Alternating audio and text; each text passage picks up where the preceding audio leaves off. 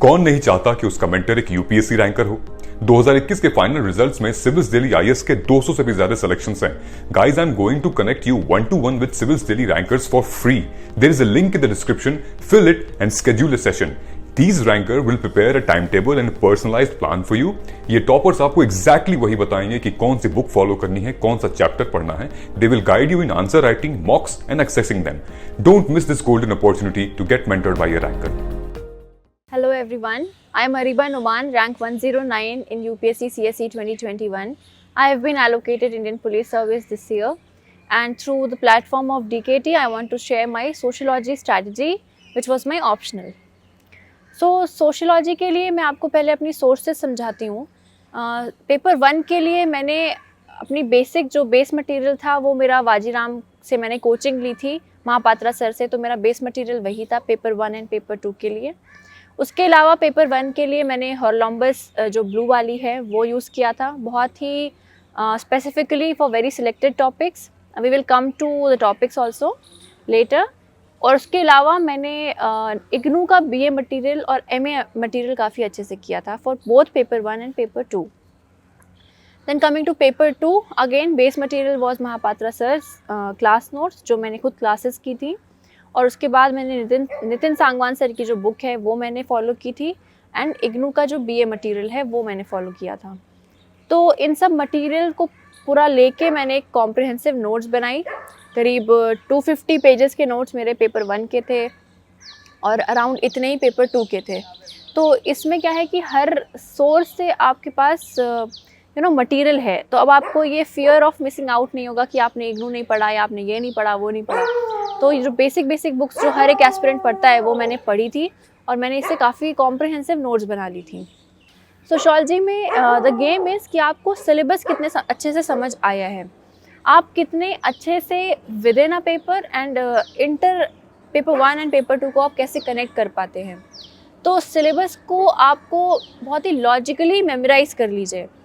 जैसे आपको उसको ऑब्वियसली रट्टाफाई नहीं करना है, बट आप उसको मेमोराइज़ करिए इस तरह से कि बहुत ही एक लॉजिकल पैटर्न बने। जैसे पेपर 1 है तो आपको पता होना चाहिए कि जो हमारे 6 मेजर थिंकर्स हैं उन पे वो सिलेबस में उनके क्या क्या सब टॉपिक्स दिए हुए हैं, तो आप उनको आपस में इंटर रिलेट कर सकते हैं। आप दुर्खाइम को मार्क्स से क्रिटिसाइज़ कर सकते हैं, मार्क्स को पार्सन से क्रिटिसाइज़ कर सकते हैं, आप जीएच मीट को क्रिटिसाइज़ कर सकते हैं फंक्शनल थ्योरीज से। तो आपको बहुत ज़्यादा भागने की ज़रूरत नहीं है, अगर आपने सिलेबस ही अच्छे से डिकोड किया हुआ है तो आई बिलीव आपका आधा पार्ट डन है।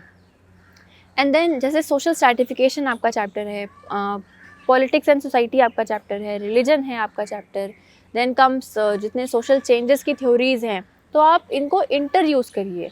ज़रूरी नहीं है कि आपने स्ट्रैटिफिकेशन पढ़ा तो आप सिर्फ उसमें डेविस एंड मूर की थ्योरी लगाएंगे या आप टैलकॉट पार्सन ही लिख के आएंगे। आप डिफरेंट थिंकर्स को डिफरेंट जगह से भी यूज़ कर सकते हैं। पेपर 1 में आपको ऑथेंटिसिटी ऑफ सोर्सेस चाहिए। आपको अगर रिलीजन की आप डेफिनेशन लिख रहे हैं तो आप वो दुर्खाइम की डेफिनेशन हूबहू लिखेंगे, आप वहाँ पे फिर अपनी डेफिनेशन नहीं क्रिएट कर सकते हैं रिलीजन की, राइट। इसी तरह से जब हम डिवीज़न ऑफ लेबर दुर्खाइम की बात करते हैं तो आपको एग्जैक्ट पता होना चाहिए वो डिवीज़न ऑफ लेबर से क्या कहना चाह रहा था, या मार्क्स जब एलिनेशन की बात करता है तो वो एलिनेशन के लिए एग्जैक्टली क्या बोलना चाह रहा है। यहाँ पे हम अपनी थ्योरी नहीं लगा सकते, यहाँ हम अपने से इंटरप्रेट नहीं कर सकते हैं। जो भी उसने थिंकर ने कहा है ऑथेंटिसिटी के साथ आपको रिप्रोड्यूस करना है। तो paper 1 I believe is very easy, provided आपने सिलेबस को बहुत अच्छे से समझा है और आपने जो भी उन पे सोर्सेज थे आपने उनको बहुत अच्छे से मेमोराइज करके उन्हें प्रोड्यूस किया है। एंड वन मोर थिंग, आप पेपर 2 के भी कॉन्सेप्ट पेपर 1 में यूज़ करिए, पेपर 1 के कॉन्सेप्ट पेपर 2 में यूज़ करिए। अभी हम बताएंगे कि ये आगे कैसे कर सकते हैं आप। First let's discuss more on paper 1। तो पेपर 1 कहीं ना कहीं देखा जाए तो ज़्यादा स्टैटिक पोर्शन इसमें आता है, तो why not do previous year paper. तो 60% जो आपके क्वेश्चंस हैं वो रिपीट होंगे प्रीवियस ईयर से। तो अगर आपने प्रीवियस ईयर को अच्छे से एनालाइज कर लिया है कि इस पर्टिकुलर टॉपिक से ये चीज़ें प्रीवियस ईयर में पूछी जा चुकी हैं, तो दैट विल हेल्प यू कि इस साल अगर कोई स्टैटिक क्वेश्चन आया तो आप उसको कर ले जाएंगे। जैसे दुर्खाइम है तो रिलीजन पे बार बार वो functions of Durkheim functions of religion ही बोलता है। तो why not do religion in all dimensions जो कि पहले आ चुके हैं, या why not do stratification in all the dimensions जो पहले आ चुका है, उसके अलावा नहीं आएगा। तो here previous year plays a very very major role in your paper 1 specially. तो अगेन द कंक्लूजन इज़ कि आप उसको सोर्सेस को चूज़ करिए अच्छे से, उसके कॉम्प्रिहेंसिव नोट्स बनाइए, सिलेबस को अच्छे से इंटरलिंक करना सीखिए, एंड देन राइट। अब राइटिंग कब करना है हमें? When I believe when you are done with your syllabus once at least, because sociology या कोई भी ऑप्शनल आप सिलोज में काम नहीं करता है कि आपने सिर्फ वेबर पढ़ लिया और अब आप लिखने लगे। How will you know the criticisms of weber? तो इसी तरह से जब आपने सारे टॉपिक्स को एक बार गो थ्रू कर लिया है, तब आप स्टार्ट करिए आंसर राइटिंग से। तो पेपर 1 का आपने कॉम्प्रिहेंसिव नोट्स बना लिया हर एक सोर्सेज से, प्रीवियस ईयर के क्वेश्चंस देख लिए और आंसर राइटिंग आपने की, तो आई बिलीव पेपर 1 आपका बहुत अच्छा जाएगा। अब हम बात करते हैं पेपर 2 की। तो पेपर 2 की मेरी रिसोर्सेज थी महापात्रा सर के नोट्स, नितिन सांगवान सर की बुक, एंड इग्नू का मटेरियल, इग्नू का BA मटेरियल स्पेशली। तो अगेन आपने कॉम्प्रिहेंसिव नोट्स बनाई और आपको अब इससे रिवाइज एंड राइट, है ना। तो अभी क्या है कि पेपर 2 में अगर जो ट्रेंड मैंने देखा है, जो मैंने समझा है या मेरे जो दोस्तों ने समझा है, वो ये है कि पेपर 2 में आपको बहुत ज़्यादा ओवरलोडिंग ऑफ थिंकर्स नहीं करना है या ओवरलोडिंग ऑफ कॉन्सेप्ट्स नहीं करना है। Keep it very India specific, and if you want to use paper 1 के thinkers, then I believe कि priority should be using their concept and not the name of the thinker। जैसे आप division of labor का concept use कर सकते हैं दुर्खाइम का, rather than using the name itself, because obviously आप examiner point of view से सोचिए, वो आपको paper 2 Indian society की तरह से आपको वो check कर रहा है, तो he or she will not appreciate इतना ज़्यादा कि आप सारे western thinkers यहाँ पे भर रहे हैं। So why not play the examiner कि आप उनके कॉन्सेप्ट्स यूज़ करिए, लाइक आप anomic division of labour use करिए, आप मर्टन का यूज़ कर सकते हैं, लेटेंट मैनिफेस्ट। जैसे आप पेट्रियार्की देखते हैं तो आप latent and manifest functions of patriarchy, dysfunctions of patriarchy देखिए। आप इसी तरह से जैसे हम बात करते हैं कि इंडिया में इंस्टीट्यूशनल डिलीवरीज इतनी ज़्यादा क्यों नहीं है, क्योंकि कहीं ना कहीं legal rational authority is at loggerhead with your traditional authority. तो आपने ये वेबर का कॉन्सेप्ट यूज़ किया बिना उसका नाम दिए हुए। तो इस तरह से हम पेपर 1 के कॉन्सेप्ट्स को पेपर 2 में आप आराम से यूज़ कर सकते हैं। और अगर आपको थिंकर्स नहीं मिलते हैं, जैसे पेपर 2 के बहुत से टॉपिक्स हैं, लाइक माइग्रेशन है, रिप्रोडक्टिव हेल्थ है, या जो इन्वायरमेंट पे क्वेश्चंस आ जाते हैं, उस पर आपको थिंकर्स तो नहीं मिलेंगे, पर आपको कॉन्सेप्ट्स मिल सकते हैं, राइट। तो कॉन्सेप्ट्स को आप यूज़ करिए, और जो भी आपके इंडिया स्पेसिफिक सोर्सेज हैं, रिपोर्ट्स आती हैं, आप वो यूज़ करिए। इससे आपका पेपर 2 काफ़ी अच्छा हो जाएगा। तो इस तरह से हम पेपर 1 को, पेपर 2 को और इनके इंटर यूजेज को हमने डिस्कस किया। नाउ लेट्स टॉक कि आप सोशियोलॉजी को GS में कैसे यूज़ करेंगे। तो GS 1 में तो डायरेक्टली इंडियन सोसाइटी का पार्ट है ही दिया हुआ, तो आप अपने सोशियोलॉजी के नॉलेज को आप डायरेक्टली पेपर 1 में यूज़ कर सकते हैं।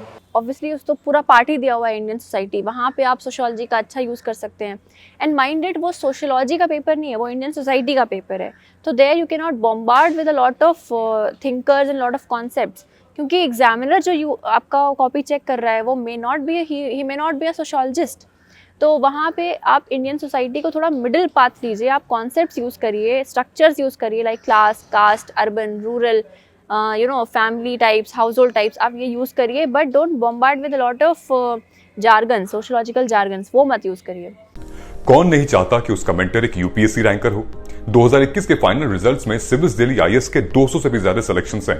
Guys, I am going to connect you 1-to-1 with Civils Daily rankers for free. There is a link in the description, fill it and schedule a session. These ranker will prepare a timetable and a personalized plan for you। ये toppers आपको exactly वही बताएंगे कि कौन सी book follow करनी है, कौन सा चैप्टर पढ़ना है। They will guide you in answer writing, mocks and accessing them। Don't miss this golden opportunity to get mentored by a ranker। Then coming to GS2, आप सोशल जस्टिस में sociology का अच्छा यूज़ कर सकते हैं।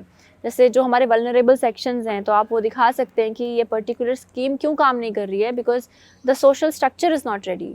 कोई भी लॉ या पॉलिसी तब तक काम नहीं करेगी जब तक सोशल स्ट्रक्चर उसको अपनाएगा नहीं। तो इस तरह से आप यूज़ कर सकते हैं GS2 में। Then coming to your GS3 वाला पार्ट, तो जो हमारा इंक्लूसिव ग्रोथ वाला पार्ट है, या जो इकॉनमी में और भी जो like inter generational mobility, intra generational mobility, ये सारे कहीं ना कहीं सोशोलॉजी के ही टॉपिक्स हैं। तो आप यहाँ पे थोड़ा बहुत आप स्पार्कल दे सकते हैं अपना सोशोलॉजी की नॉलेज को। देन कमिंग टू एथिक्स वाला पार्ट, तो आप एथिक्स में भी आप अच्छा यूज़ कर सकते हैं कि आप सोशोलॉजी के कॉन्सेप्ट्स उठाइए, लाइक जेंडर इश्यूज़ हैं, या जो आपका ट्राइबल एक्सक्लूजन है, आपका जो लोअर कास्ट के इशूज़ हैं, लोअर क्लास के इशूज़ हैं, आपका माइग्रेशन जो हमने देखा, ये सारी कहीं ना कहीं एथिकल डायलेमास हैं ना, तो आप ये भी एथिक्स में भी आप इनका अच्छा यूज़ कर सकते हैं। Then coming to your essay part, तो काफ़ी बार क्या होता है कि डायरेक्टली क्वेश्चन ही सोशोलॉजी का होता है।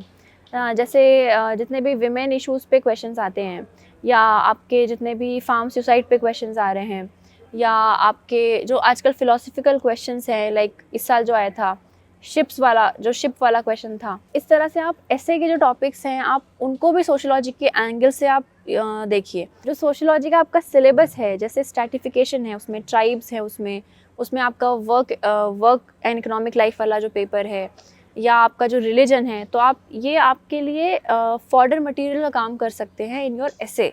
तो जो हमारा पेपर 1 और पेपर 2 का जो सिलेबस है ना, आप उसको कहीं ना कहीं डायमेंशंस आप उसके एसेज में डालते जाइए। तो इस तरह से हमने देखा कि सोशोलॉजी को हम कैसे प्रिपेयर करें और सोशोलॉजी का हम यूज़ कैसे करें जीएस में। तो मैं डीकेटी को थैंक्स बोलना चाहूँगी कि आपने मुझे ये प्लेटफॉर्म दिया to connect with the students and to share my strategy on sociology. I wish you all the very best. Thank you so much.